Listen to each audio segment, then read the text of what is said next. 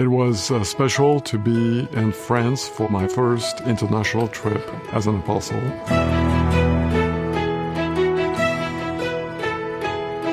I was overjoyed to receive this assignment to my home country of France, where I spent most of my life meeting with wonderful members that I love, that I admire so much, and seeing the growth of the church in France was a beautiful thing. Il y a tellement de personnes ici, tellement de frères et de sœurs que j'ai aimé, que j'aime toujours et que j'aimerai toujours.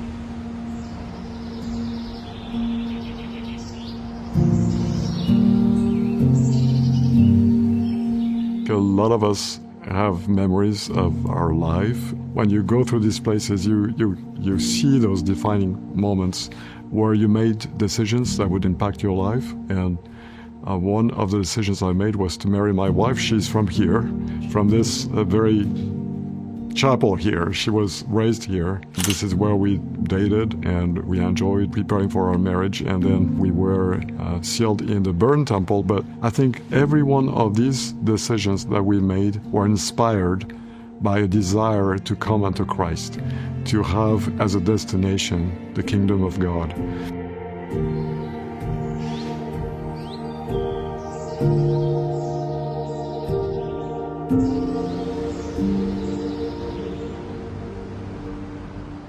We lived in Versailles when, just after our marriage, that was our first place to live.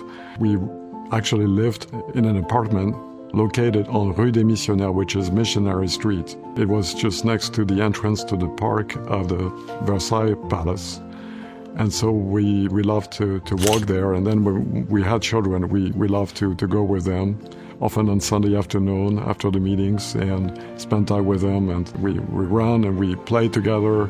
It was a wonderful time, and so that's a place that is dear to our hearts. The common aspect in all of the events of our life was that decision that we made a long time ago to be disciples of the Lord Jesus Christ.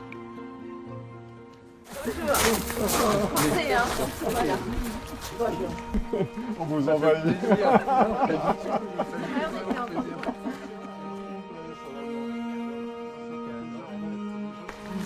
C'est gentil de nous recevoir en tout cas.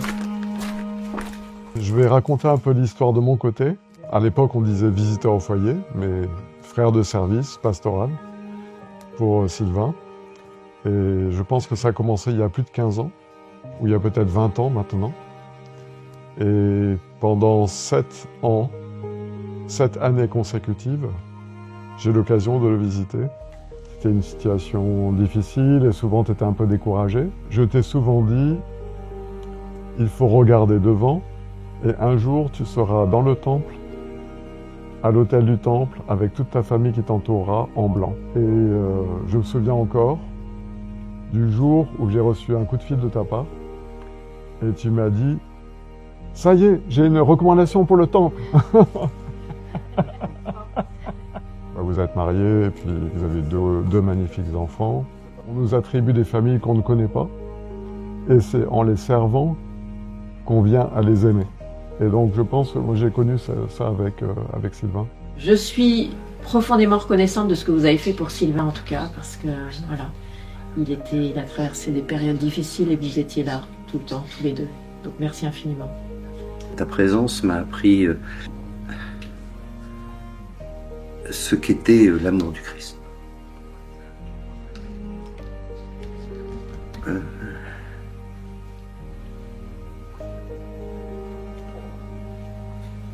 Donc ça m'a appris que être ami dans le Christ est tellement plus profond que de l'amitié simplement, sociale ou autre chose.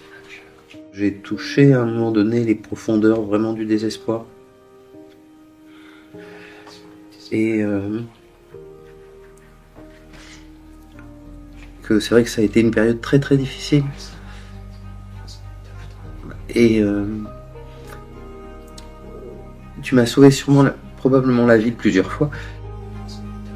Je pense qu'aujourd'hui, en tant qu'apôtre, il y a beaucoup de choses que j'ai comprises et que j'ai apprises grâce à toi. Quand tu me parlais de tes difficultés, c'était des choses qui m'étaient étrangères, que j'avais jamais vécues dans ma vie. Et donc j'ai pris conscience de certaines choses, de certaines souffrances de beaucoup de personnes. Et ça m'a donné plus de compassion, je crois, et de compréhension pour les personnes autour de moi, que je peux utiliser maintenant. Tu sais que j'ai des petits soucis de santé. Oui. Je me demandais s'il n'y avait pas un frère qui pouvait faire une onction et Oui, toi qui bien sûr. pouvais Avant de partir, on peut faire ça. Et pas parce que tu es apôtre, hein, parce que tu es Gérard. It's always a wonderful thing when you see that your friends are still faithful in the gospel of Jesus Christ. And you ministered to them a long time ago in the case of the Pelouse family. And you come back and she's the Stake Relief Society president. And they have a son who just left to serve a mission in Japan. And Mary, their daughter, is so active. And I don't think I was such an important factor there, because we are just instruments in the hands of the Lord.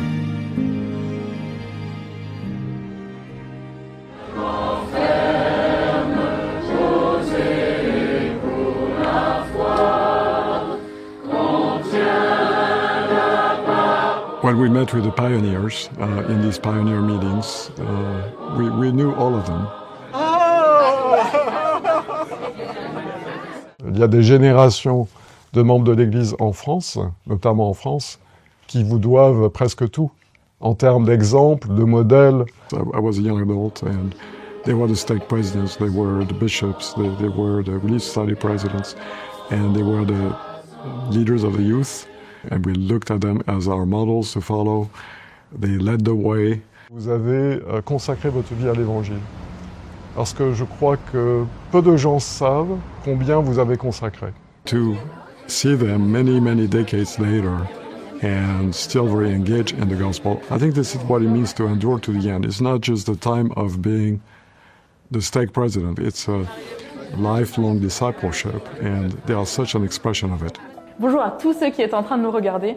On est très contents d'être ici sur Plus de foi à nouveau. Donc moi c'est Jada et j'ai l'immense honneur d'accueillir Elder et Sœur Cossé. Je pense qu'on doit faire comme telle autre personne qu'on voit à l'église, on a l'impression qu'on doit être comme elle ou comme lui. Mais j'aime bien ce qu'a dit le président Hawks, il a dit le Seigneur vous a appelé parce que vous êtes vous. Oui. C'est comme moi dans le collège des 12. Si j'essaie d'être comme Elder Bednar ou Elder Ogdorf, ça va être compliqué pour moi. J'ai peu de chance d'y arriver. Mais le Seigneur m'a appelé pour une raison. Et c'est à moi de la trouver et de contribuer à l'œuvre du Seigneur avec mes propres qualités. Et moi, si j'ai un conseil à donner à tout le monde, c'est n'attendez pas que quelqu'un s'occupe de vous. Occupez-vous des autres, tournez-vous vers les autres. Et ce faisant, votre capacité à aimer va augmenter.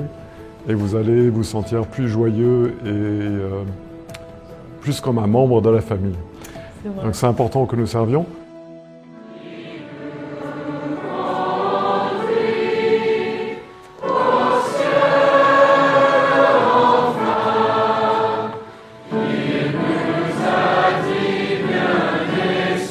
There are a lot of moments I will remember, but one in particular is we met with all the missionaries of the France Paris mission. As we arrived, they were all singing. They were such a beautiful view, and I thought about the missionaries, the young missionaries who served here and found my parents. And I owe them so much for changing our life, making our life worthwhile. And I was just thinking that this is happening one by one with every one of these missionaries. They have friends, they meet people every day, they work with members, and they are changing lives.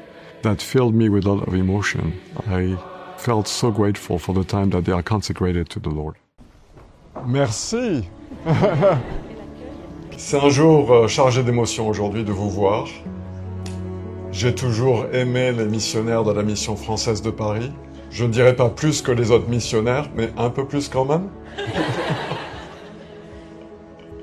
Nous enseignons la vérité, mais plus que la vérité. Nous enseignons le vrai amour. Nous enseignons la vraie façon de connaître Dieu et d'être proche de lui. Nous enseignons qui est Jésus-Christ. Quel honneur c'est d'avoir le nom du Christ sur votre plaque. We are seeing a surge of baptisms in France right now. Last year was the best year in many, many years. a huge growth in the number of baptisms. Ce que nous voyons en ce moment est un miracle. Vous êtes une mission de miracle. Je reçois tous les mois les statistiques de baptême de toutes les missions dans le monde. Je ne dirais pas que je regarde toutes les missions, mais je regarde toujours la mission de Paris. Et ce que je vois en ce moment, c'est plus que tout ce que j'ai jamais vu toute ma vie. Je voulais vous remercier pour cela.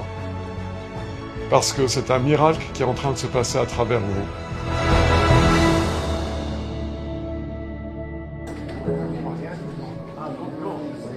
I always love to meet new baptized members. En général, quand je voyage, j'aime bien réunir les nouveaux membres de l'Église, ceux qui ont été baptisés il n'y a pas très longtemps.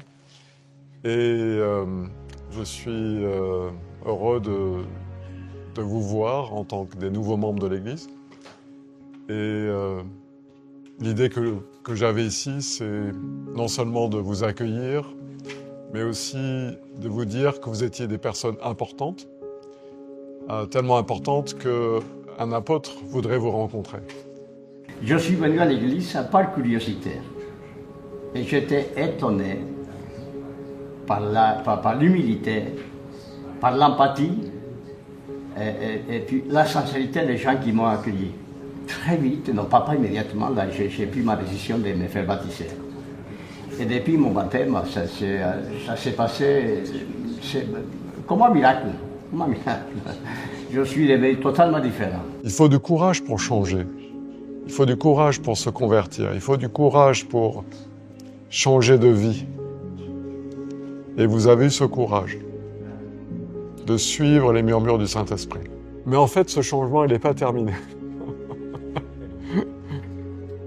Ça vous paraît énorme, mais c'est petit par rapport à toute l'éternité de changement que vous avez devant vous. Vous allez vous surprendre parce que vous allez prendre le pouvoir du Christ sur vous. Grâce à son expiation, il peut vous transformer. Vous ferez votre part et il fera la sienne. Et ensemble, vous allez travailler sur votre vie pour devenir des personnes qui un jour seront parfaites. Parfaites dans le Seigneur. My counsel to them is always to live the gospel every day. It's not a Sunday church. It's a church of every day. Live the gospel in your home. Live the gospel in your work. Live the gospel in your family. Live the gospel with everyone you meet. You carry the gospel with you. And so make it an everyday gospel. So Jesus is the Christ. He's the reason why I'm going to these places. Sometimes we think we are going because we are assigned or because it's a mission we have received, but the real mission is to testify of Jesus Christ, and I'm grateful for the great honor I have to be a disciple, to be an apostle of the Lord. I testify of Him that He lives. In the name of Jesus Christ, amen.